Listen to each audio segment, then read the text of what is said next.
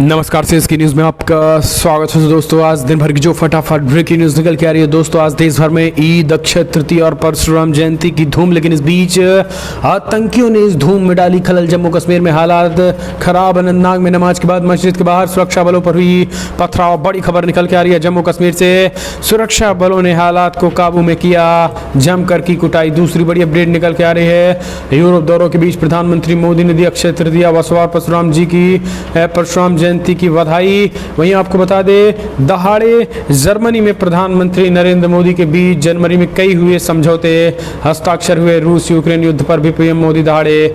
तीसरी बड़ी अपडेट में आपको बताएंगे, ईद पर अमेरिकी राष्ट्रपति जो बाइडेन का रोना। दुनिया भर में मुस्लिमों के साथ हो रही हिंसा, मुस्लिम हो रहे हैं हिंसा के शिकार, तो ये रोना जो है शुरू हो गया है अमेरिकी राष्ट्रपति जो बाइडेन। वहीं अगली अपडेट निकल के आ रही है, जहां चीन की खुली पोल प्योंगयांग झील के पास नई सड़क बना रहा ड्रैगन सैटेलाइट की तस्वीरों से भी हुआ है नया खुलासा। वहीं ईद की नमाज के बाद जोधपुर में भी जोरदार बवाल हुआ है और पुलिस ने किया लाठी चार्ज, आंसू गैस के गोले छोड़े गए हैं दोस्तों। देश भर में ईद और अक्षय तृतीया और परशुराम जयंती के बीच कई जगहों पर हालात बेकाबू होते दिखाई दे रहे हैं। वहीं बड़ी खबर निकल के आ रही है दोस्तों, जहां यूरोपीय देश भारत को दे रहे उपदेश और खुद ही नहीं कर रहे अमल। तो एक एक करके खबरें आपको विस्तार से बताएंगे, लेकिन उससे पहले एक छोटा सा निवेदन, अगर आपने चैनल को सब्सक्राइब नहीं किया, पल पल के अपडेट के लिए चैनल को सब्सक्राइब करें दोस्तों। दरअसल पहली बड़ी अपडेट निकल के आ रही है, ईद पर जम्मू कश्मीर में बिगड़े हालात। अनंतनाग में नमाज के बाद मस्जिद के बाहर सुरक्षा बलों पर पथराव। ईद में मंगलवार को ईद का त्यौहार देश भर में मनाया गया है, लेकिन इस दौरान जम्मू कश्मीर में फिर से पत्थरबाजी की घटना सामने आई है। जम्मू कश्मीर के अनंतनाग में इसी स्थिति, एक मस्जिद के बाहर सुरक्षा बलों के जवानों पर पत्थरबाजी की गई है। बताया जा रहा है कि पत्थरबाजी नमाज के बाद की गई है। बताया जा रहा है कि अनंतनाग में मंगलवार को मस्जिद में ईद की नमाज अदा करते हुए कुछ प्रदर्शनकारी सड़कों पर आ गए थे। कश्मीर को लेकर नारेबाजी की जा रही थी। इसी दौरान इन असामाजिक तत्वों की ओर से सुरक्षा बलों को निशाना बनाकर पत्थरबाजी की गई। हालांकि जानकारी सामने आ रही है कि हालात अब नियंत्रण में है और इसके साथ ही इलाकों में सुरक्षा बढ़ा दी गई है। आपको बता दें, देश में ईद के त्यौहार पर राजस्थान में भी दो समुदायों के बीच झड़प देखी गई है। पुलिस रात को जोधपुर में जालोरी गेट पर दो गुटों आमने सामने हो गए थे और इसके बाद रात में पथराव की घटना भी सामने आई थी। पुलिस ने मौके पर पहुंचकर मामला संभाला था। वहीं मंगलवार को सुबह ईद के नमाज के बाद इलाके में फिर से स्थिति खराब हो गई। भीड़ ने पुलिस पर पथराव किया था और जिसके बाद पुलिस को आंसू गैस के गोले दागने के साथ साथ लाठीचार्ज भी करना पड़ा था। इस घटना को लेकर जोधपुर के पुलिस कमिश्नर ने कहा है कि स्थिति अब नियंत्रण में है। इलाके में सुरक्षा बलों का फ्लैग मार्च भी किया जा रहा है। कानून के अनुसार मामले में कार्रवाई की जाएगी। इस घटना पर पुलिसकर्मियों को भी चोट आई है। तो दोस्तों, जम्मू कश्मीर में हालात, जहां एक तरफ ईद देश भर में मनाई जा रही है, तो वहीं जम्मू कश्मीर में फिर से पत्थरबाजी अपने आप में काफ़ी चैलेंजिंग है। एक और अपडेट लेते हैं दोस्तों, बड़ी खबर निकल के आई, पीएम मोदी और जर्मन चांसलर के बीच कई मुद्दों पर सहमति, समझौते पर हस्ताक्षर। यूक्रेन रूस युद्ध पर हुई चर्चा।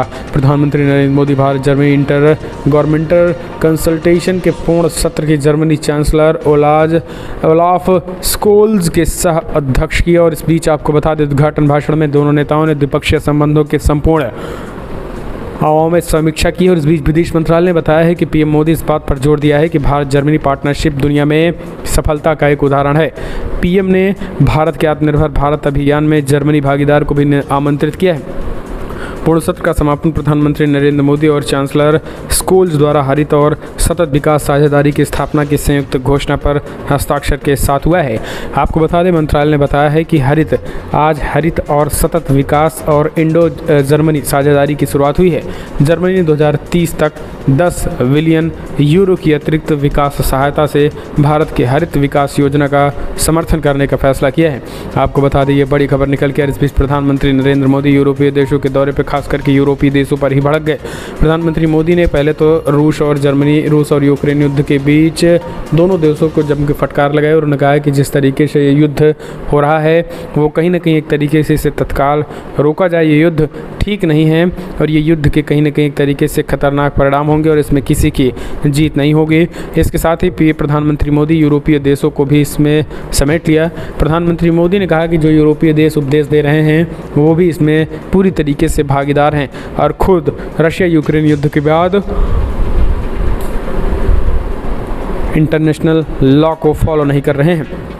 एक और अपडेट लेते हैं दोस्तों। ईद पर बोले अमेरिकी राष्ट्रपति जो बाइडेन, दुनिया भर में हिंसा का शिकार हो रहे मुसलमान। एक तरफ हमने आपको बताया कश्मीर में हो रही पत्थरबाजी, बाइडेन को कुछ अलग ही दिख रहा है।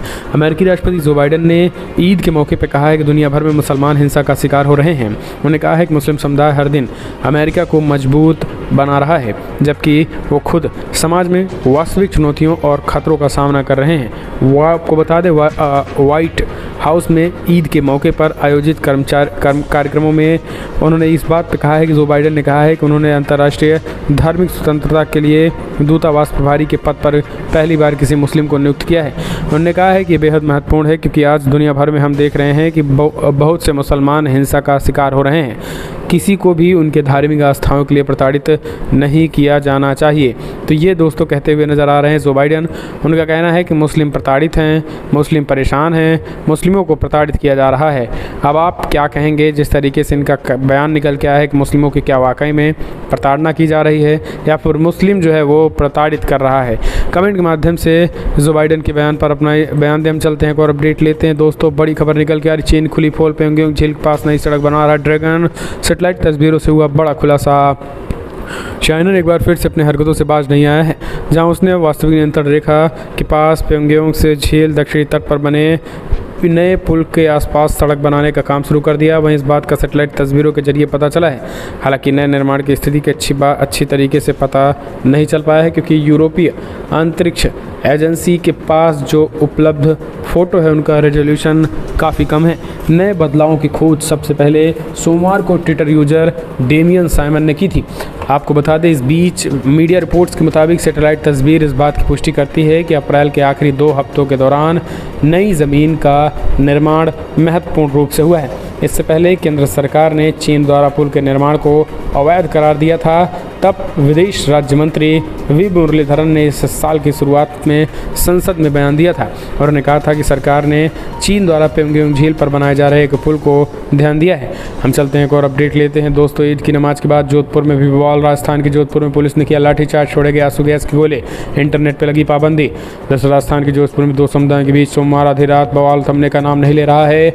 जोधपुर में सोमवार रात करीब 11:30 बजे मामूली बात को लेकर 2 गुटों आमने सामने हो गए, जिसके दोनों पक्षों की ओर से जालोरी गेट चौराहे पर देर रात जमकर पत्थरबाजी की गई है। वहीं ताज़ा जानकारी के मुताबिक मंगलवार सुबह ईद की नमाज के बाद जोधपुर के जालोरी गेट इलाके में एक बार फिर से तनाव की सिचुएशन पैदा हो गई है और मिली जानकारी के मुताबिक ईद की नमाज के बाद पुलिस पर पथराव किया गया और जिसके बाद लोगों को तितर बितर कर दिया गया है। पुलिस ने लाठीचार्ज और आंसू गैस के गोले छोड़े हैं।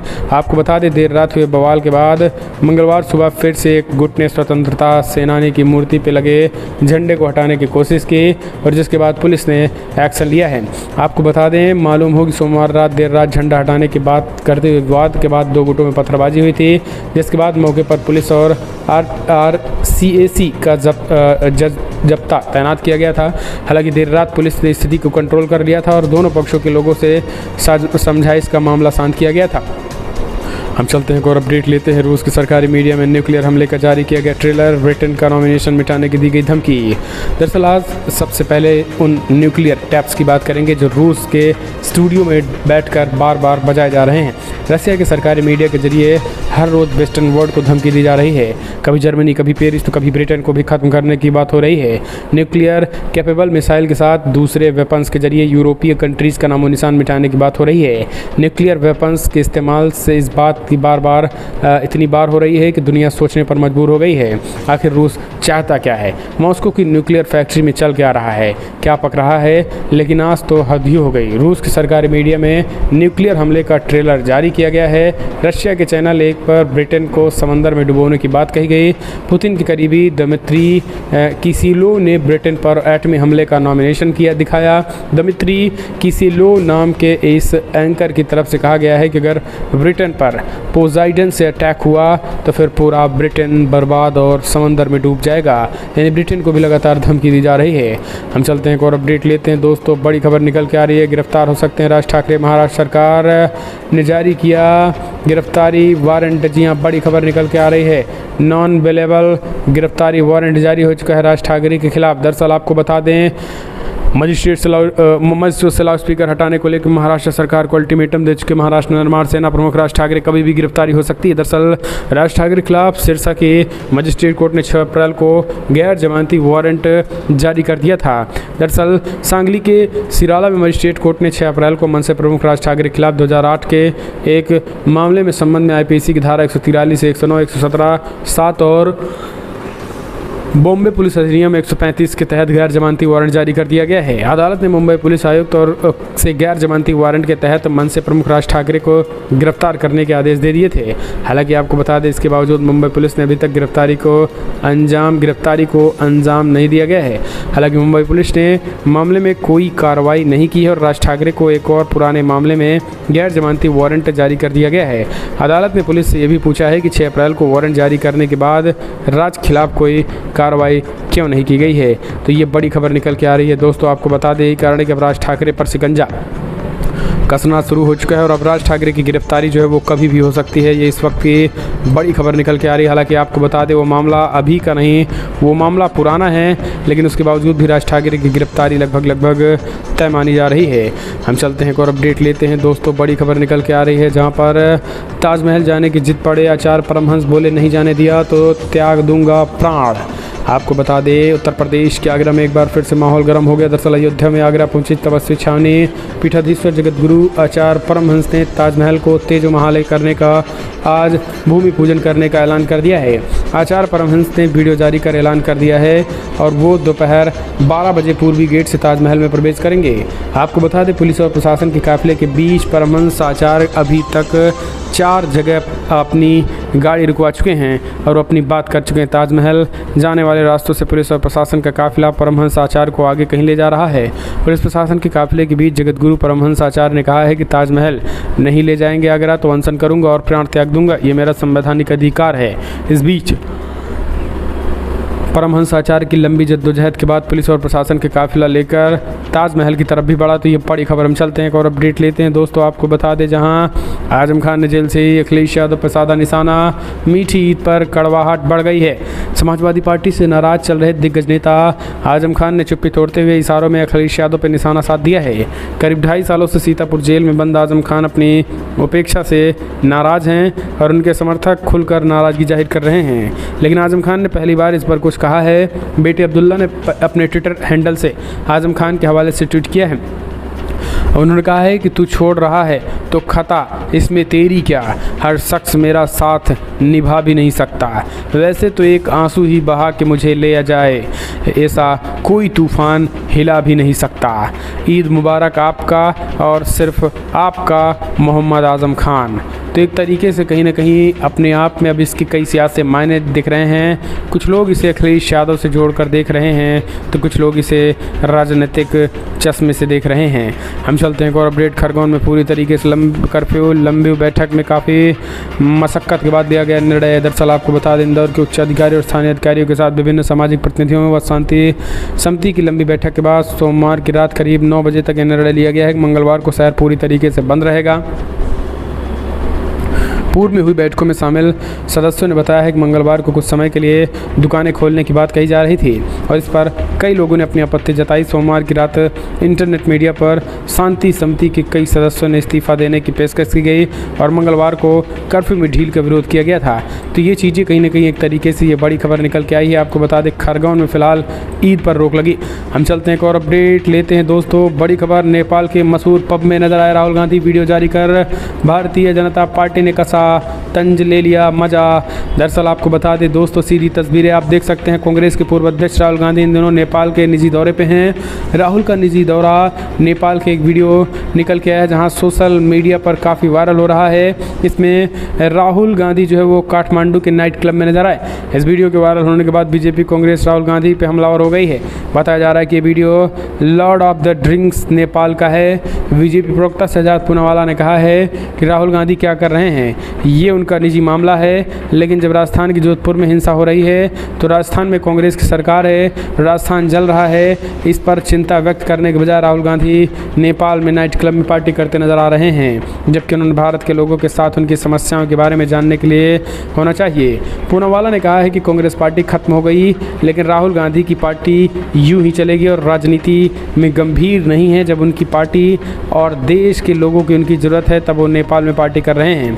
तो ये एक बड़ी खबर निकल के आई है दोस्तों, जहाँ पे आपको बता दें राहुल गांधी ने कहीं ना कहीं एक तरीके से राहुल गांधी पर अब हमलावर हो चुके हैं लोग। अब आप इसे कैसे देखें? भारतीय जनता पार्टी ने भी ज़बरदस्त निशाना साधा और उन्होंने कहा है कि राहुल गांधी पब में जो है वो इस समय पब में जश्न मना रहे हैं और यहाँ पर राजस्थान में हालात बेहद बद से बदतर होते चले जा रहे हैं। और ये बात सच भी है, कहीं ना कहीं राजस्थान में जिस तरीके से हालात ख़राब हुए हैं। हम चलते हैं और अपडेट लेते हैं दोस्तों। बड़ी खबर निकल के आ रही है, आपको बता दें जहाँ बुद्ध पूर्णिमा में नेपाल जाएंगे प्रधानमंत्री नरेंद्र मोदी, लुम्बिनी में साथ रहेंगे देवबा। दरअसल आपको बता दें पीएम मोदी जल्द ही नेपाल के दौरे पर भी जाएंगे।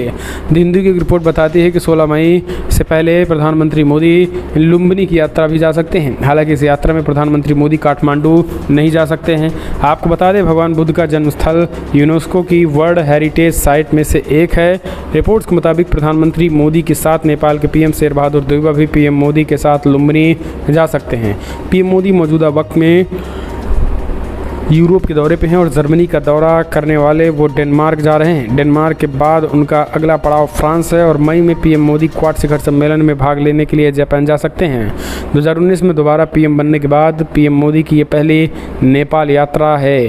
तो ये भी अपने आप में एक बड़ी खबर निकल के आई है दोस्तों, जहाँ पर नेपाल यात्रा के बीच ये चीज़ें देखने को मिल रही है। हम चलते हैं और अपडेट लेते हैं दोस्तों। बड़ी खबर निकल के आ रही है, पेगासस का नया मामला, स्पेन में पीएम और रक्षा मंत्री के हुई जासूसी। आपको बता दें दरअसल जासूसी सॉफ्टवेयर पेगासस को लेकर स्पेन में एक बड़ा खुलासा हो गया है। स्पेन के प्रधानमंत्री और रक्षा मंत्री के फ़ोन को भी इस जासूसी स्पेयर के जरिए निशाना बनाया गया है। यानी प्रधानमंत्री और रक्षा मंत्री भी स्पेन की इस जासूसी स्पाईवेयर से सुरक्षित नहीं हैं। आपको बता दें अधिकारी ने बताया कि प्रधानमंत्री पेड्रो साnchez का मोबाइल फ़ोन मई 21 में 2 बार हैक हुआ था और दोनों बार जो है वो बातचीत रिकॉर्ड हुई है। और यही कारण है कि अभी ये बड़ी खबर निकल के आई है, जहाँ पर इस चीज़ का खुलासा होने के बाद कहीं ना कहीं तरीके से लोग जो है वो पेगासस को पूरी तरीके से बंद करने की बात कर रहे हैं। हम चलते हैं और अपडेट लेते हैं। पर्यावरण के लिए जर्मनी और भारत के बीच बड़ी डील, 10 अरब यूरो खर्च करेगा देश। जी हाँ, दरअसल जर्मनी आए प्रधानमंत्री नरेंद्र मोदी के साथ जर्मन चांसलर और कैबिनेट के सदस्यों की बैठकों में आपसी सहयोग को बढ़ाने के बड़े फैसले किए गए हैं। दरअसल यूक्रेन युद्ध को लेकर रूस पर भारत के रुख में कोई बदलाव नहीं दिखा है।